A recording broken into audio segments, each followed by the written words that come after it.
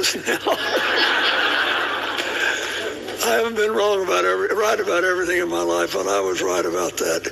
Please welcome the new leader, by popular demand of the youngest citizens of Bangladesh, Muhammad Yunus.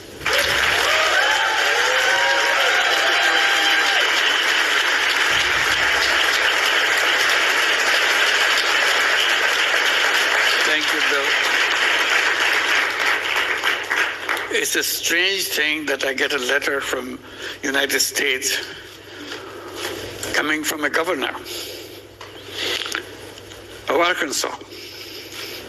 So you have to figure out where is Arkansas. He wants to meet me immediately.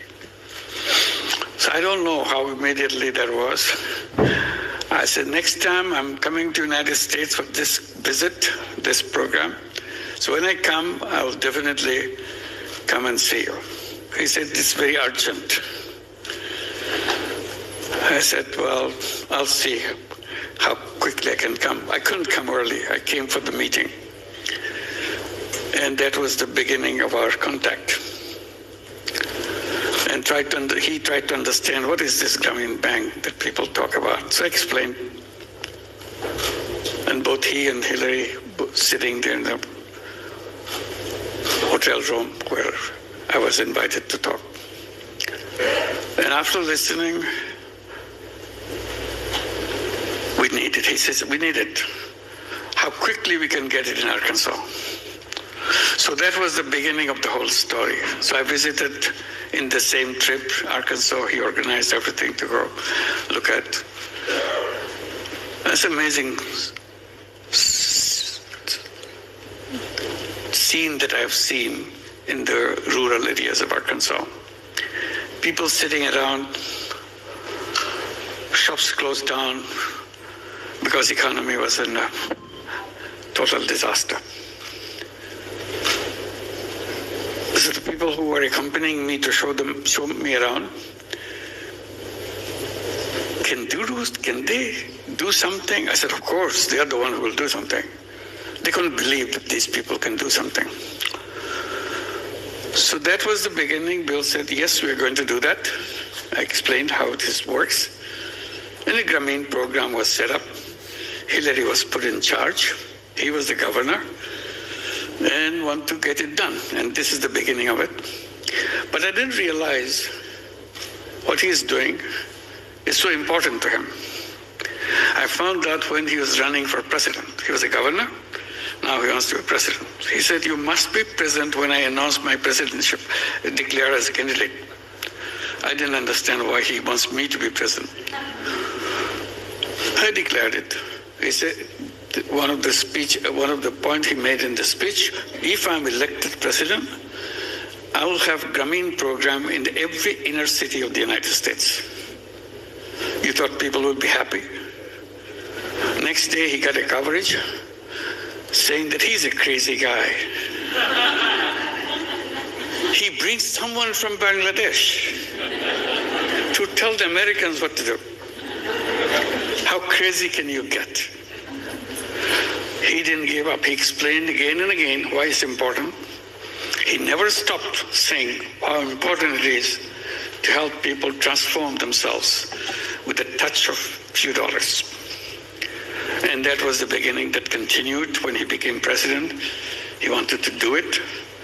And that's the signing of the bill he mentions. And then Hillary came to Bangladesh along with Chelsea.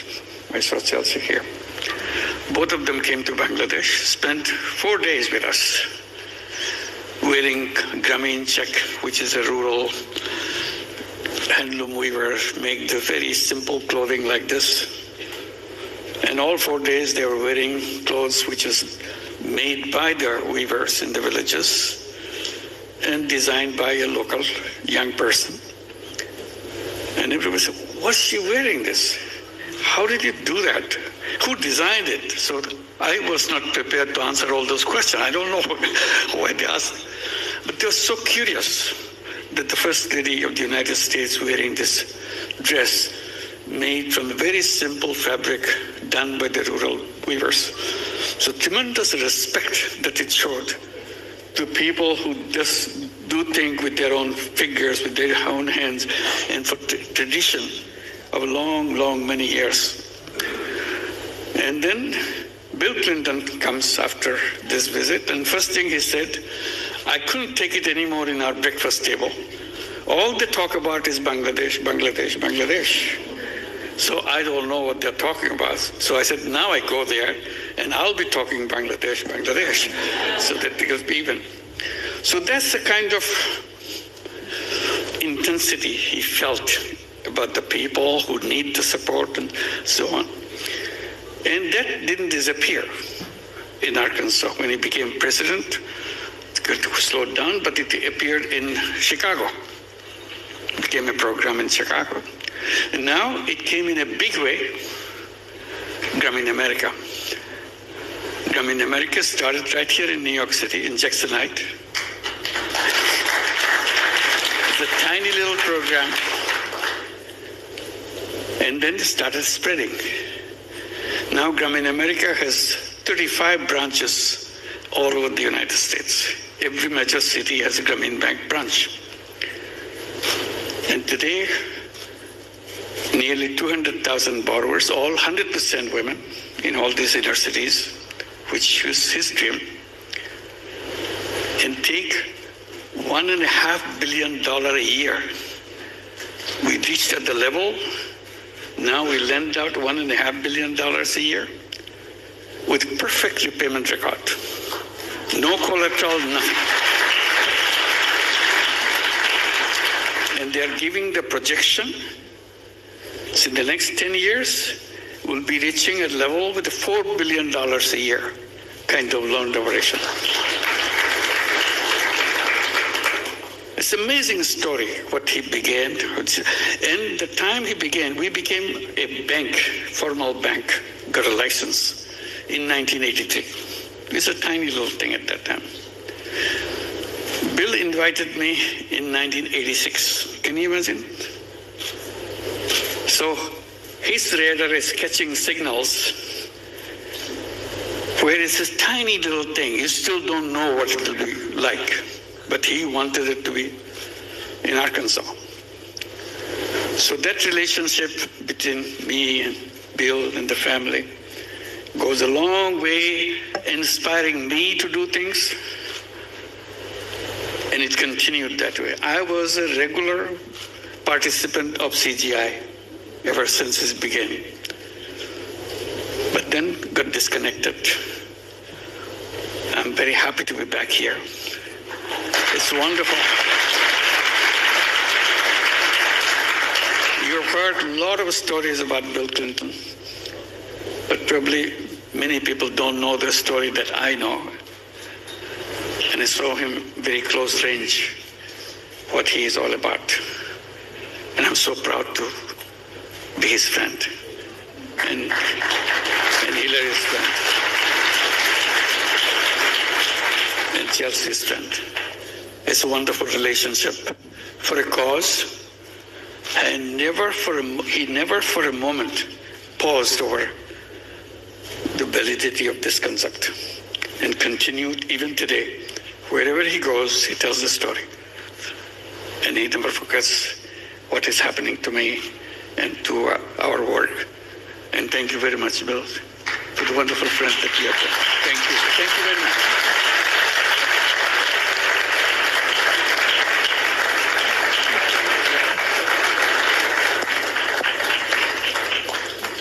Well,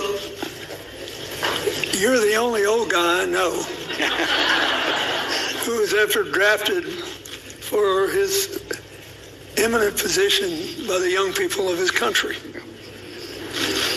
And that's because he has succeeded in doing what we all must do. We all have to stay in the future business. Absolutely. And he is a walking testament to its riches. I'm very, very proud of you, very grateful for you. And I think all of us should wish Bangladesh well and do what we can to support them. somebody has to fund the first loans, then the rest get repaid. Thank you. Thank you, and God bless you. Thank you. Let me just add a little bit on the Bangladesh situation now.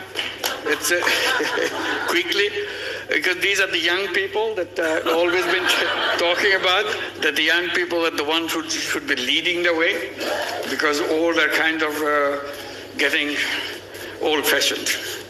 So how to make things in the eyes of the young people and create the new life, create the new world for themselves. While I'm speaking on that theme, I didn't realize what will happen in Bangladesh. Suddenly all the young people of Bangladesh got together and said, enough is enough. We are not going to tolerate it anymore. And they didn't. They sacrificed themselves in front of the bullets fired by Bangladeshi government and sacrificed their lives. Yeah, I just saw some video going on. So they just stood there, saying, how many of us you can kill? We're here, kill us. But we're going to change the world, change Bangladesh. And that is the promise they made, that they want to create a new Bangladesh, Bangladesh next version, with the youth version. So this is the commitment they made and invited me after the previous government left the country. So invited me to head the country. This is what I'm doing, trying to implement what the dreams of the young people had promised to the nation, how it can be done. The whole nation, they mobilized the whole nation together. It's not just the young people. Every single person in Bangladesh support this cause.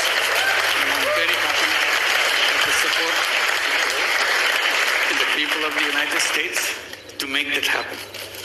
And the sky's the limit. They want to make this Bangladesh called New Bangladesh. They said we put the reset button. Old is gone. So now you build a new Bangladesh on top of it. The images of our dreams. And this is a Bangladesh of the dreams they will make. Some of the leaders of the student movement are here, I guess. Yeah, will you see it? Please stand up.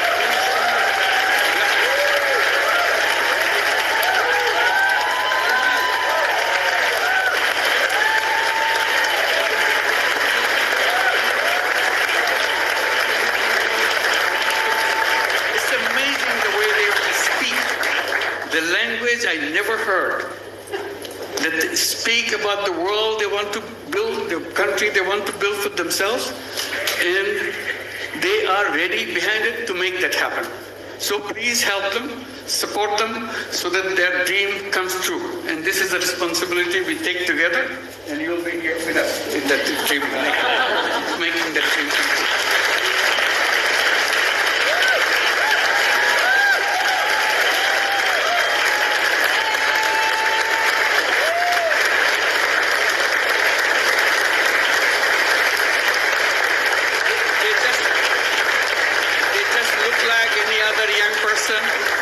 You will not recognize it, but when you see them in action, when you hear them speak, you'll be shaking.